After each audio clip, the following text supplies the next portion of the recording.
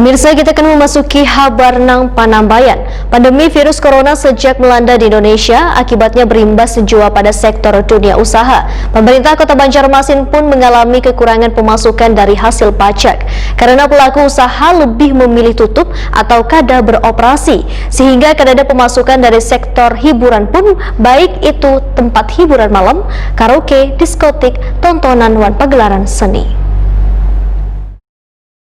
Pandemi virus corona sejak melanda di Indonesia kada hanya berimbas pada sektor kesehatan, namun juga sektor dunia usaha. Pemerintah Kota Banjarmasin pun mengalami kekurangan pemasukan dari hasil pajak karena pelaku usaha lebih memilih tutup atau kada beroperasi sejak wabah virus mematikan tersebut melanda. Di tahun 2020 ini, salah satu pendapatan asli daerah nang anjlok adalah sektor hiburan. Kepala Badan Keuangan Daerah Banjarmasin Subhan Nuryaumil, Wetakuni Prima TV tengah hari Senin 30 Desember 2020 memedahkan dari target 9 miliar rupiah hanya terrealisasi 64,76% atau 5,8 miliar rupiah sampai pertengahan November 2020 ini. Anjloknya sektor hiburan ini, ujar Subhan Nuryaumil, dikarenakan pelaku usaha memilih tutup sejak Maret hingga Oktober 2020. Akibatnya, kada ada pemasukan dari sektor hiburan pun, baik itu tempat hiburan malam, karaoke, diskotik, tontonan, dan pagelaran seni.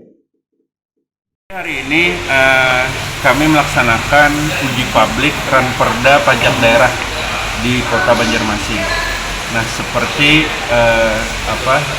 yang sudah saya sampaikan sebelumnya bahwa pemerintah Kota Banjarmasin berinisiatif untuk melakukan revisi Perda Pajak Daerah karena sudah lawas nih ya, 11 tahun Perda Pajak Daerah ini kita berlakukan, dan tentu ada hal-hal yang sudah tidak berkesesuaian dengan kondisi kita saat ini. Kemudian untuk mengakomodir yang tidak bisa diakomodir melalui perda tersebut.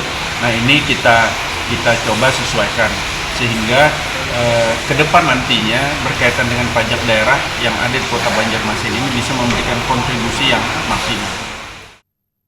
Subhan Nuryaumil menambahkan, kondisi ini membuat PAD dari Dinas Kebudayaan dan Pariwisata tercatat paling rendah dari target 600 miliar rupiah, hanya realisasi di instansi tersebut masih di angka 0%.